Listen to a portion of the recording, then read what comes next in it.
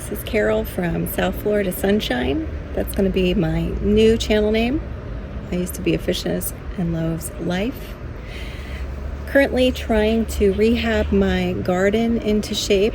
I was just planting some seeds as starts here in my bed in front of my house. This would be like my zone 1 if you were in permaculture and doing it that way, because these are, where my plants are going to be for my kitchen garden.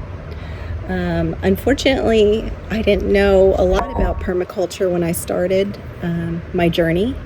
I knew I wanted a food forest, and that's what I started doing. And then I realized my husband wasn't going to give up the grass that our son plays on, and I don't want him to. I want my son to have grass to play on. But yeah, we are currently on a property in a suburb in South Florida, and it is considered a 0 lot line. So for those of you who don't have that much space, I'm going to be just showing you what you can do in a smaller backyard and how you can have still food for your family out of a very, small footprint of a suburbia yard. Right now I have banana trees that are on spike. And bear with me because my garden is a mess. The banana trees are on spike right now. So I'll have, these are the hands of the bananas right here. The male flower comes down. These are the female flowers inside that you see that are all black now because we had a rain. We would have had more hands. That's what happens in South Florida.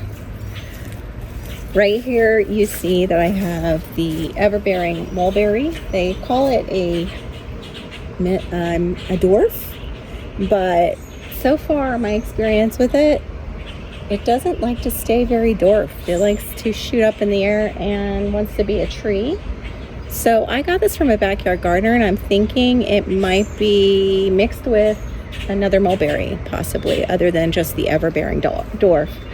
And right here, you'll have to excuse me, it's got a little insect problem. I actually sprayed it with some organic spray, and I'm thinking it's not very happy about the spray, but it has thrips. I don't know if you guys know what those are. I'll try and insert a picture. I think that's what they're called. I still have to research them more, but I'm pretty sure it's a thrip problem.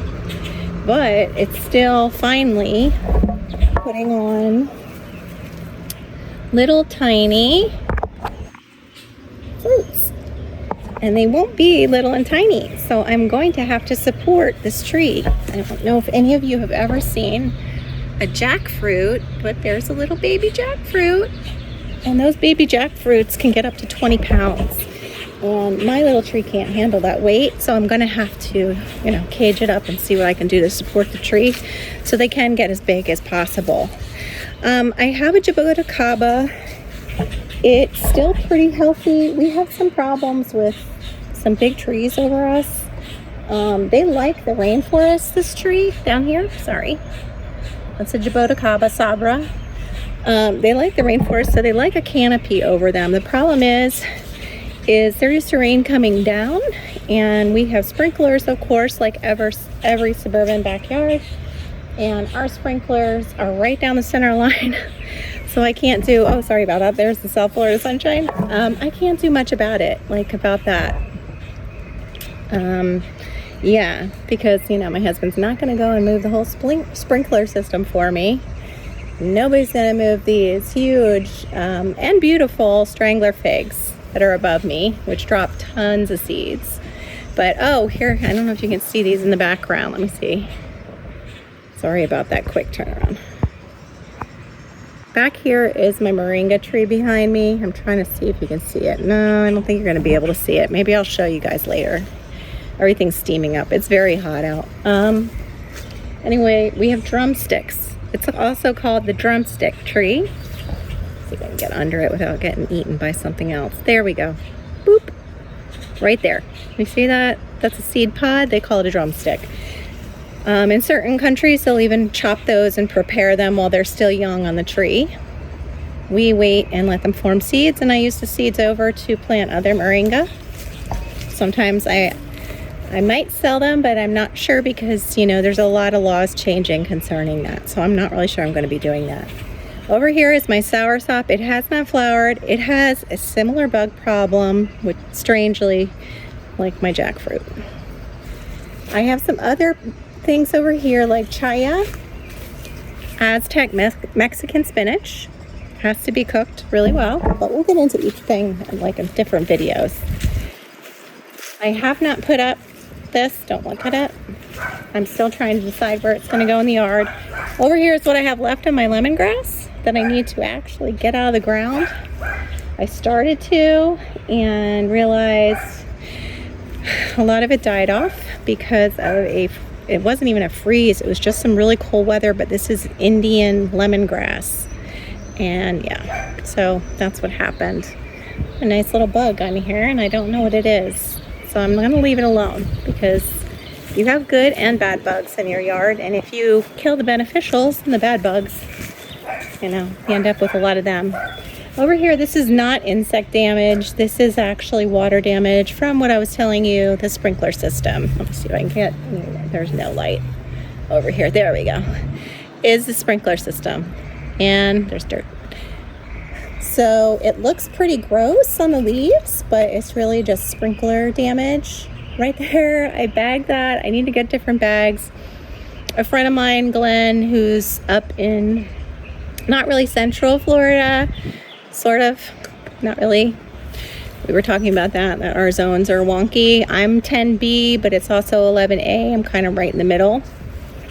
He told me about better bags than that I grabbed because obviously the papaya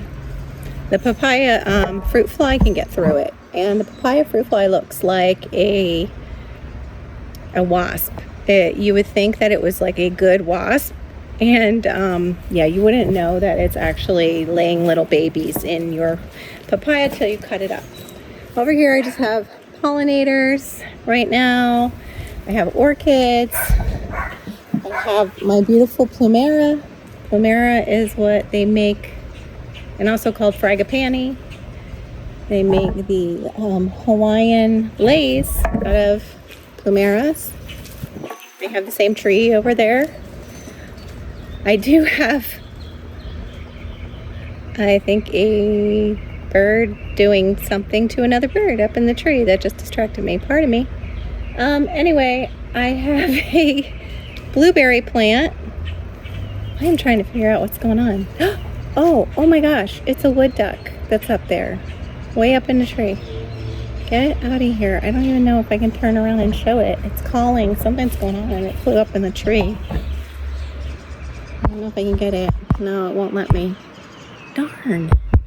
Ever since I got this new iPhone, I have such a trouble with it. When we first moved in, this is why we moved into this place, because people would actually run their horses here.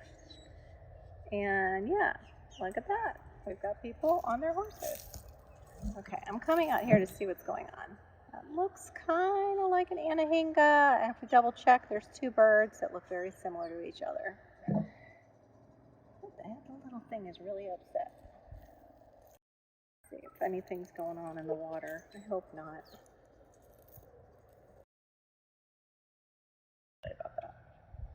I'm looking. I'm scanning my eyes first. I don't want to accidentally land on something. Something could be in here, and it could have taken down its babies or whatever. It could be that didn't look like the mommy though. That looks like a daddy wood duck. Definitely bubbles. I'm still searching.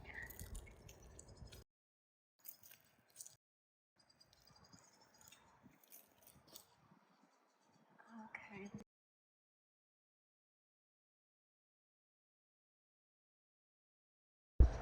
Okay, here's the duck. I'm pretty sure that is a wood duck.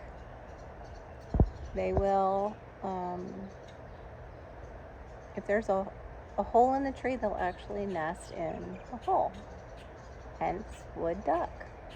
It does not seem happy. Or maybe it is. I don't know.